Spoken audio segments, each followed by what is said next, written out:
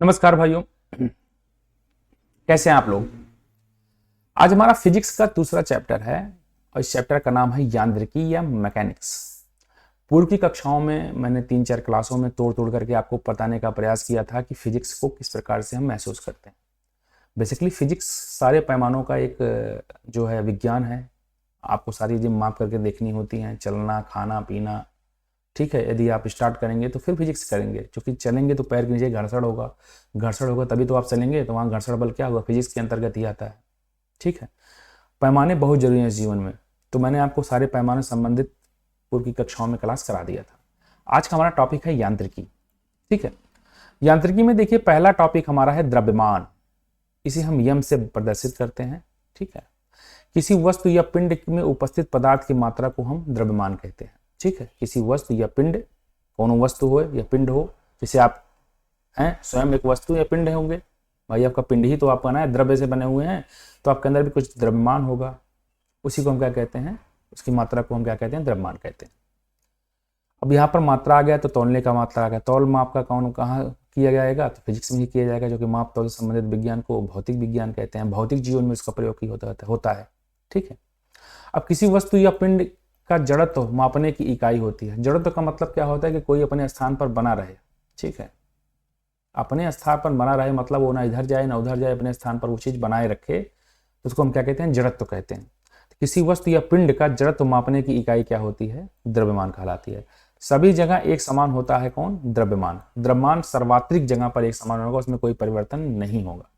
अब कहेंगे सर कि भार और द्रव्यमान में क्या अंतर है, तो बहुत अंतर है भाइयों। द्रव्यमान और भार में बहुत अंतर है। द्रव्यमान स्वयं उस वस्तु की मात्रा होती है। स्वयं मतलब कि जैसे आप सदिश राशि पढ़े थे कि जो जिसमें आप याद नहीं यार, उसको बताते हैं। जब शुरू में आप पढ़े थे तो मूल राशि पढ़े थे। मूल राशि क्या होता है, जो स्वयं में था। तो मूल राशि द्रव्यमान को आप मान लीजिए, लेकिन भार मूल राशि नहीं है। भार में कहीं ना कहीं बनने के लिए आपको ग्रेविटेशन फोर्स लगेगा, बल लगेगा। ठीक है, अभी मैं आपको समझाता हूं। तो आप द्रव्यमान आई होप समझ गए होंगे। किसी वस्तु की मात्रा को हम द्रव्यमान कहते हैं। सर्वात्रिक जगह एक होता है, इसमें कोई बदलाव नहीं होता। यदि यहाँ पर आप 10 किलो हैं तो चंद्रमा पर भी 10 किलो होंगे, मंगल ग्रह पर 10 किलो होंगे, पूरे ब्रह्मांड में 10 किलो के होंगे। ठीक है, भार आइए। भार क्या होता है, किसी पिंड पर पृथ्वी द्वारा लगाया गया आकर्षण बल। किसी पिंड पर कोई, आप जैसे हैं, आप भी एक पिंड है, आपके अंदर एक भार है। ठीक है, और आपका भार यहाँ पर भी वही है, वहां और अन्य जगह भी वही है। तो आप भारवान हैं तो आपके अंदर द्रव्यमान तो है, तो आप तो पिंड बन गए। जब द्रव्यमान है तो आप पिंड हैं। तो किसी पिंड पर पृथ्वी द्वारा लगाया गया आकर्षण बल या ग्रेविटेशन फोर्स, उस पिंड का क्या कहलाता है, भार कहलाता है। ठीक है, तो भार एक बल है। जब बल लगेगा तो वहां भार बोला जाएगा। ठीक है, तो भार को कभी भी आप जो है द्रव्यमान से नहीं डिनोटेट करिएगा। आज से यदि नहीं जानते होंगे तो आप जान लीजिएगा कि भार एक बल है, अर्थात किसी पिंड पर लगने वाला पृथ्वी द्वारा लगाया गया गुरुत्वाकर्षण बल क्या कहलाता है, भार कहलाता है। भार एक सदिश राशि है। ठीक है, इसका मात्रक न्यूटन होता है या विभिन्न स्थानों पर परिवर्तनशील रहता है। अब देखिए भार और उसमें अंतर आ गया ना। विभिन्न स्थानों पर परिवर्तन कैसे रहेगा, देखिए पृथ्वी पर जी की वैल्यू जो होती है 9.8 मीटर पर सेकेंड स्क्वायर होती है।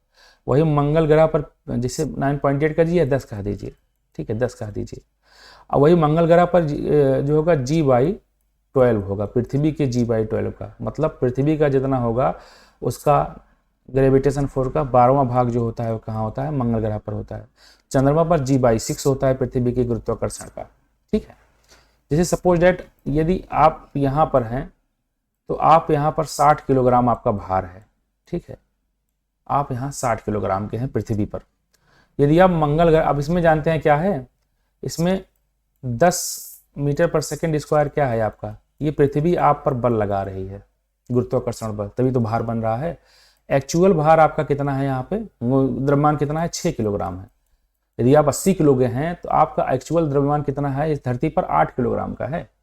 तो आप जैसे 60 किलोग्राम मैंने यहाँ पर भार दिया है आपका, द्रव्य भार दिया है, तो इसमें 10 किलोग्राम क्या है, यहाँ पर पृथ्वी द्वारा आप पर बल लगाई जा रही है। क्योंकि पृथ्वी इतनी तेज मूव कर रही है, पृथ्वी आप पर बल नहीं झोंकेगी, ग्रेविटेशन फोर्स नहीं झोंकेगी, तो आप पलायित कर जाएंगे, उड़ने लगेंगे सुपरमैन की तरह।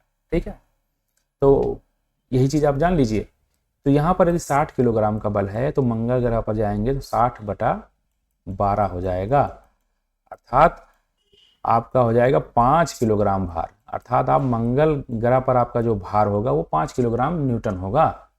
ठीक है, तो आई होप इतना समझ गए होंगे। मैं इतना ही एलिब्रेशन करूंगा जिससे कि आपको दिक्कत ना हो, नहीं कल का पता लगा कि आपको समझ में नहीं आ रहा है सारी चीजें। ठीक है, चलिए दूरी और विस्थापन के बारे में देखते हैं।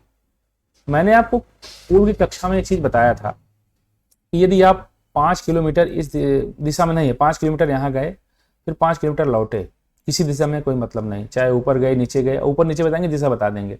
5 किलोमीटर गए और 5 किलोमीटर आए तो कितना हुआ, 10 किलोमीटर हुआ, अर्थात 5 किलोमीटर जाना और 5 किलोमीटर आना, तो दूरी हो गई, इसमें दिशा की बात नहीं कह गई।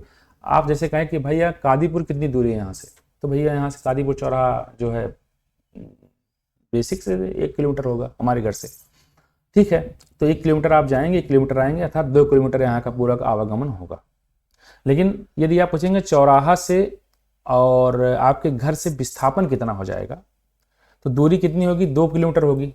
तो हमारे यहाँ से घर से और चौराहे से 1 किलोमीटर की दूरी है, लेकिन यहाँ का दूरी 1 किलोमीटर नहीं है, 1 किलोमीटर जाना और 1 किलोमीटर आना, अर्थात 2 किलोमीटर है। दूरी यहाँ 2 किलोमीटर होगी, लेकिन विस्थापन क्या होगा, विस्थापन 1 किलोमीटर जाना 1 किलोमीटर आना, अर्थात विस्थापन अगर यहाँ से गए और फिर यहाँ लौट आए तो विस्थापन हमारा 0 हो जाएगा, क्योंकि हम विस्थापन नहीं किए हैं। हाँ, यहाँ से यहाँ के बीच की दूरी 1 किलोमीटर होगी, लेकिन विस्थापन यदि यहाँ से गए और यहाँ से आए तो क्या होगा, 0 हो जाएगा। नहीं समझ में आया, मैं आपको फिर समझाता हूँ। देखिए पर्टिकुलर एक स्थान ये है, देखिए एक स्थान ये है ए, एक स्थान ये है बी। ठीक है, यहाँ से यहाँ की बीच दूरी मान लीजिए 1 किलोमीटर है। अब कोई व्यक्ति पूछे कि यहाँ से इसकी बीच दूरी कितनी है, तो आप कहेंगे 1 किलोमीटर, लेकिन आप विस्थापन पूछेंगे बिंदु बी से बिंदु ए के बीच कितना विस्थापन है। जैसे यहाँ कहे क्वेश्चन पूछ लिया आपसे कि एक व्यक्ति मान लीजिए ए है, वह 10 किलोमीटर दूरी गया और फिर अपने स्थान पर लौट करके वापस आ गया। ठीक है, एक व्यक्ति बी है, ठीक है, वह अपने स्थान ए से गया, ए पर गया और वहां से वापस लौट करके आया, तो उनके बीच में विस्थापन कितना हुआ, तो आप सीधे सीधे कहेंगे कि विस्थापन वहां पर 0 हुआ, क्योंकि वो विस्थापित ही नहीं हुआ, जहां से गया वहां से वापस लौट आया, विस्थापन कहाँ से हुआ। तो विस्थापन में हमेशा दिशा की बात होती है, जबकि दूरी में कोई दिशा नहीं होता है। ठीक है, दूरी एक क्या है, अदिश राशि है, जबकि विस्थापन एक सदिश राशि है। ठीक है, तो किलोमीटर, मीटर और सेंटीमीटर दूरी अदिश राशि है और जबकि विस्थापन एक सदिश राशि है, यही बताया गया। चलिए आगे बढ़ते हैं। चाल और वेग में स्पीड एंड वेलोसिटी। ठीक है, speed is distance upon time और वेलोसिटी इज इक्वल टू होता है डिस्प्लेसमेंट ऑफ टाइम। ठीक है, तो ये हो गया आपका दूरी बटे समय और ये हो गया विस्थापन बटे समय। अब इसी दोनों में यही अंतर है तो दोनों एक ही, लेकिन चाल जो है क्या है, एक अदिश राशि है, जबकि वेग एक सदिश राशि है। ठीक है, क्योंकि चाल में दूरी लग रही है और वेग में विस्थापन लग रहा है। ठीक है, तो प्रति इकाई समय में चली गई दूरी, प्रति एकांक समय में चली गई दूरी को क्या कहते हैं, हम चाल कहते हैं, और प्रति एकांक समय में चले गए विस्थापन को हम क्या कहते हैं, वेग कहते हैं। बस वही है। ठीक है, वेग परिवर्तन के समय दर को क्या कहते हैं, त्वरण कहते हैं। वेग परिवर्तन के समय दर को हम क्या कहते हैं, त्वरण। तो त्वरण क्या होगा कि प्रारंभिक वेग और अंतिम वेग बटे समय अंतराल। ठीक है, तो वेग परिवर्तन v बराबर u प्लस AT, एक गति का पहला नियम है। ठीक है, v बराबर u प्लस AT। यदि आप इसको इस तरफ ले आएंगे तो प्रारंभिक वेग अंतिम वेग है v और प्रारंभिक वेग है u और बचे बटे हो गया यहाँ पे t। ठीक है, बराबर होगा ये a। ठीक है, तो यहाँ पर आप देख लिए प्रारंभिक वेग, अंतिम वेग और प्रारंभिक वेग और बटे टी, तो वेग परिवर्तन के समय दर को हम क्या कहते हैं, त्वरण कहते हैं। आई होप आपको इतना तो समझ में आ गया, मैं ये चीज़ आपको समझाना चाहता था। मानता हूँ ये चीज़ें कॉम्प्लिकेटेड है आपके लिए हैं, लेकिन जो इंटरमीडिएट में बेसिकली फिजिक्स पढ़े हुए हैं या हाई स्कूल इंटर तक में ये गति का पहला नियम, दूसरा नियम, तीसरा नियम बताया जाता है, ये बहुत सरल चीज़ें हैं, बहुत हाई लेवल का नहीं है। मैं आपको इस तरीके से समझाने का प्रयास करता हूँ आपको समझ में आ जाए। ठीक है, तो ये हो गया आपका त्वरण। वेग परिवर्तन के समय दर को हम क्या कहते हैं, त्वरण कहते हैं। चाल, समय, दूरी, विस्थापन आपको समझ में आ गया होगा। ठीक है, त्वरण का SI मात्रक होता है मीटर पर सेकंड स्क्वायर। ठीक है, समान त्वरण क्या होता है, धनात्मक त्वरण क्या होता है, ऋणात्मक त्वरण क्या होता है। समान त्वरण क्या होगा, वस्तु के वेग में समान समय अंतरालों में समान परिवर्तन आता है। मतलब अगर वेग कोई चल रहा है, कोई व्यक्ति अगर 8 किलोमीटर चल रहा है तो समान स्पीड से चल रहा है तो समान त्वरण कहेंगे। धनात्मक त्वरण क्या होगा, वस्तु के वेग में परिणाम समय के साथ साथ बढ़ना स्टार्ट हो, मतलब कोई 5 किलोमीटर चल रहा है, स्पीड से चल रहा है तो 5 मीटर पर सेकंड स्क्वायर का त्वरण चलेगा। ये 10 किलोमीटर चल रहा है, 10 किलोमीटर के हिसाब से चलने लगेगा, स्पीड अप हो जाएगा, त्वरण हो जाएगा, एक्सीलरेट हो जाएगा। ठीक है, जिसको हम क्या कहते हैं, सामान्य धनात्मक त्वरण कहते हैं। ऋणात्मक त्वरण क्या होता है, इसे हम मंदन भी कहते हैं, मंदक भी कहते हैं। वस्तु के वेग के परिमाण के समय के साथ घटना लगे, मतलब वेग कोई अगर 8 किलोमीटर चल रहा है तो त्वरण उसका जो है 3 मीटर पर सेकंड से चल रहा है, तो वहाँ ऋणात्मक मान त्वरण का आने लगता है, तो ऋणात्मक त्वरण का आने लगता है। ठीक है, तो इतना समझ में आ गया। चलिए यहाँ पर देखते हैं कार्य के बारे में। वस्तु द्वारा कार्य करने की क्षमता क्या कहलाती है, ऊर्जा कहलाती है। किसी वस्तु द्वारा कार्य करने की क्षमता क्या कहलाती है, ऊर्जा कहलाती है। बल द्वारा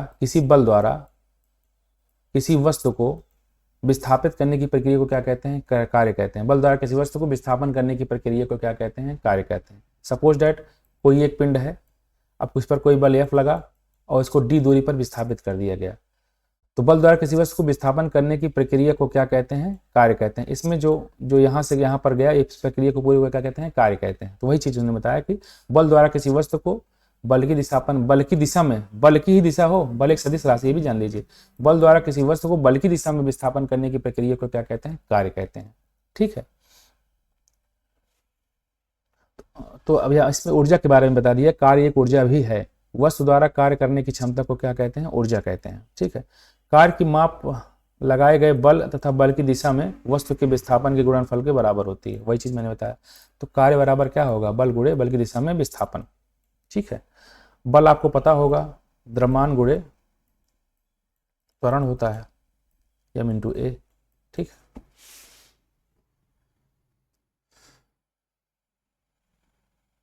कार्य किन राशियों का गुणनफल होता है, दो सदिश राशियों का गुणनफल होता है। ठीक है, तो बल गुणे विस्थापन, अब बल जो है ये भी सदिश राशि है, और विस्थापन डिस्प्लेसमेंट भी यही सदिश राशि है। ठीक है, जबकि स्वयं जो है वो अदिश राशि है।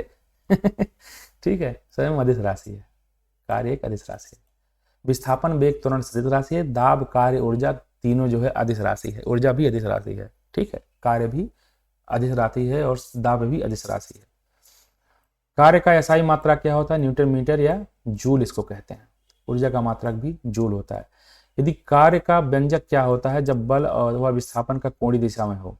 ठीक है, बल की दिशा सपोज दैट ये है आपका कार्य, यहाँ पर देखिए ये हो गया आपका फोर्स, उस पर F लग रहा है और D यहाँ पर है, इसमें बीच में कोड़ी मान दिया हो, तो इसको किस हिसाब से डिनोटेट करते हैं, तो F×D cos थीटा के हिसाब से डिनोटेट करते हैं। यदि थीटा का मान 90 डिग्री हो तो कार्य का मान भी 0 हो जाएगा, और 0 डिग्री हो तो अधिकतम कार्य हो गया। बल की दिशा और वस्तु के गतिशील होने की दिशा एक दूसरे के लंबवत हो तो कार्य का मान क्या होगा, 0 होगा। ठीक है, यदि लंबवत हो, ठीक है, तो कार्य का मान क्या होगा, 0 होगा, कोई कार्य नहीं होगा। कार्य एक अदिश राशि है। ठीक है, इसका तात्पर्य है कि कोई दिशा नहीं होती है, कार्य की कोई दिशा नहीं होती है, केवल परिणाम होता है। ठीक है, भाई कितना कार्य किया, इसमें कौन सी दिशा होगी, किस दिशा में कार्य किया, कितने, जैसे कि हमारे यहाँ हम लोग तैयारी जो कर रहे हैं, भाई काम करो लेकिन एक दिशा से करो, नहीं है कि बिना दिशा काम कर रहे हो। तो हमारा कार्य जो है वो सदिश राशि है, लेकिन और सब कार्य जो होता है अदिश राशि होती है। ठीक है, वस्तु पर किया गया कार्य किस पर निर्भर करता है, वस्तु के द्रव्यमान पर। जितना उसका द्रव्यमान होगा उस हिसाब से उस पर कार्य किया जाएगा। ठीक है, कोई 1000 टन का होगा, उस पर कितना काम कर दोगे, वो भाई धीमे धीमे करोगे।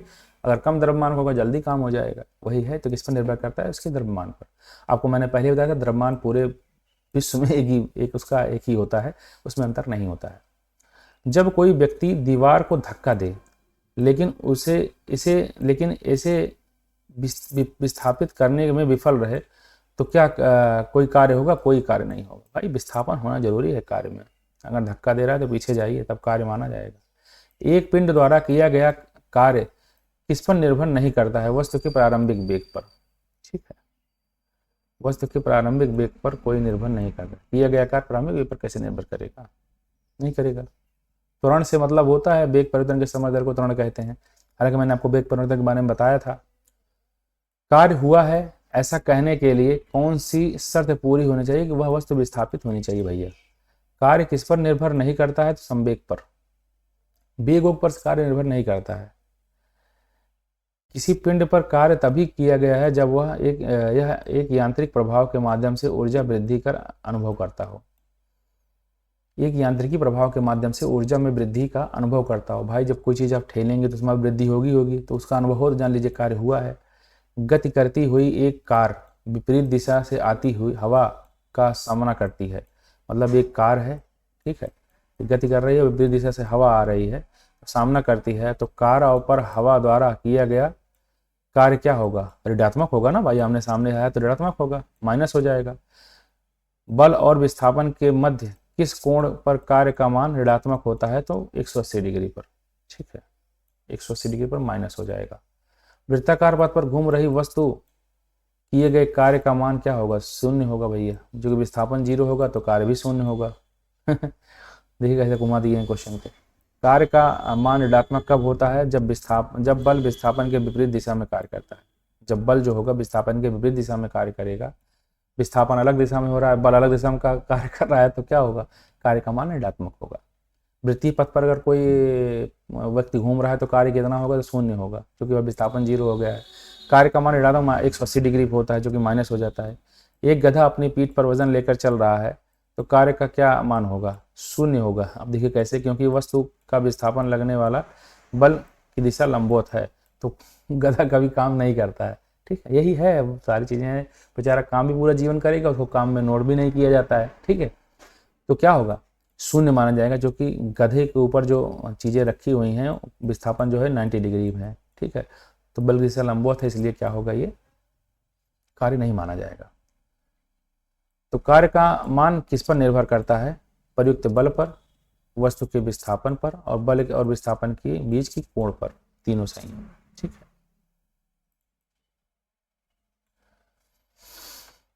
ठीक है, ससंजक बल है। ससंजक बल किसको कहते हैं?